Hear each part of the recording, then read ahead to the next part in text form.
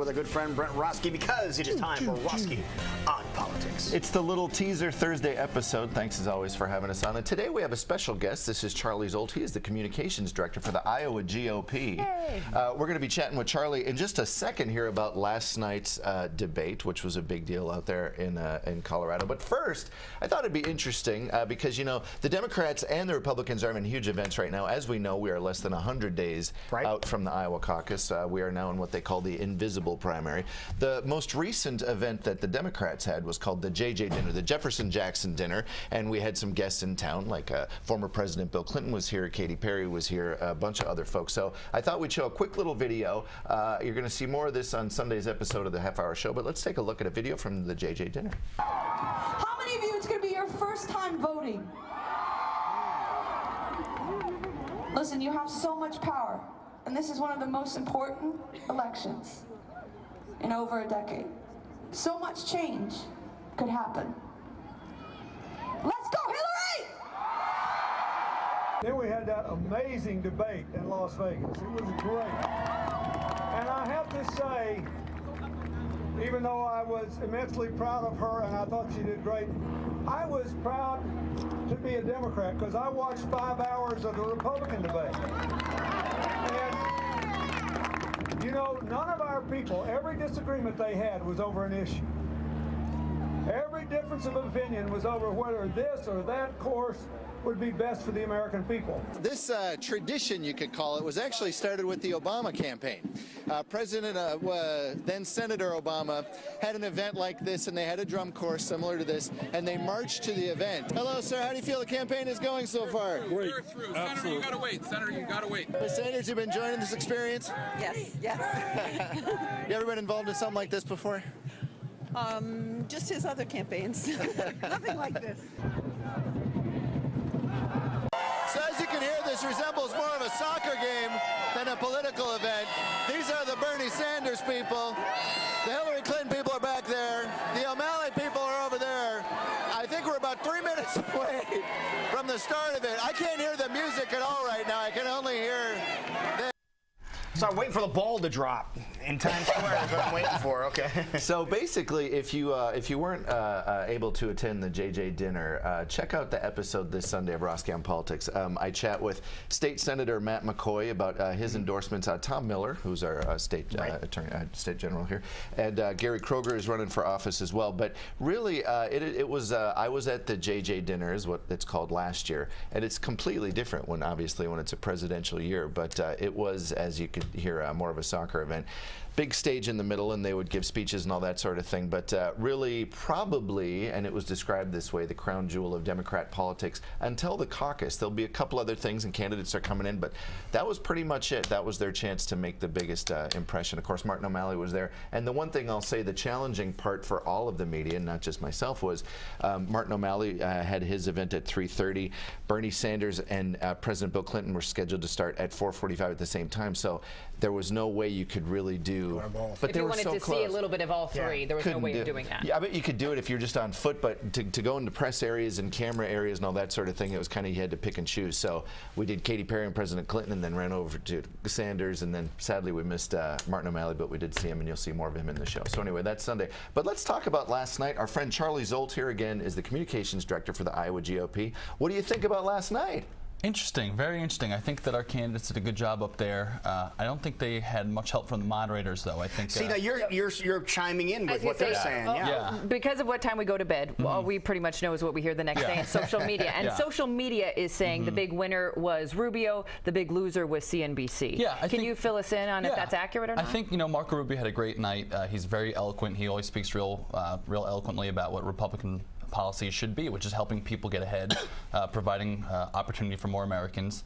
A lot of our candidates did very well, but the CNBC moderators, in my opinion, and in the opinion of a lot of people, just asked really negative questions that seemed more about starting food fights than about actually getting a real debate. And there's nothing wrong with tough questioning. This is not about tough questioning. Well, didn't one of them refer to it as trying to ask questions like a cage match? It's not a yeah, cage exactly. match. Yeah. Cage match, food fight. I mean, you picked the metaphor. It did not seem like a productive way to spend 2 hours when you have all the candidates there. It should be substantive. And the candidates did their best to make it substantive, but the moderators were just not helping. Can we talk about the pre-debate a little bit? Because you're not hearing anything about that. Did that help any of those candidates to make them a part of the main show next time? You know, Lindsey Graham, I know everyone is saying he had a really good night. It's going to be tough at this point. You know, it's not like the first couple debates when everyone was tuning in for everything. But you never know. Lindsey Graham had a great night, and Bobby Jindal also had a be getting But you're saying it might be getting to the end of the wire where you're not going to see those guys as much We're anymore. just under 100 days now. It's there's a lot of work to be done. Also heard some commentary this morning saying that the two front runners in the Republican Party, they kind of were put toward the back. They kind of blended into the background. They were not the stars of the show this time. You're talking Trump and Carson? Right.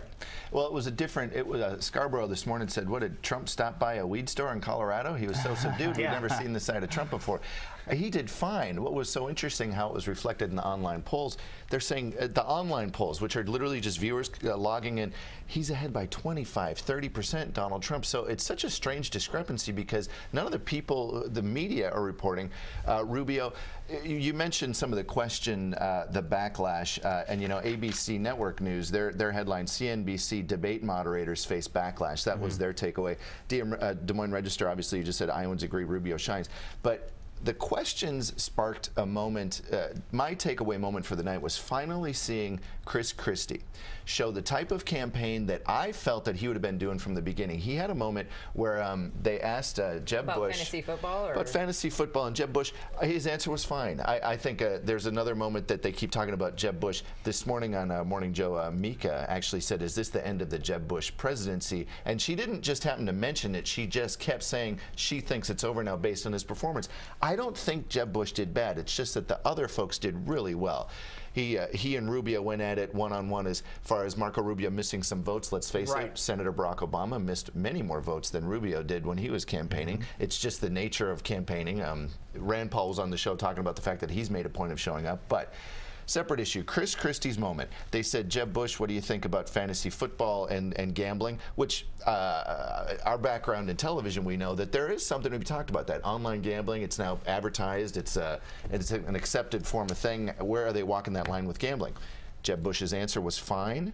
However, Chris Christie then jumps in, says, what are we talking about fantasy football for? We're not talking about foreign policy, we're not talking about anything. And it was the moment of clarity that I thought that he would have been bringing to the race the whole time. So I was surprised by that. What other moments popped out to you?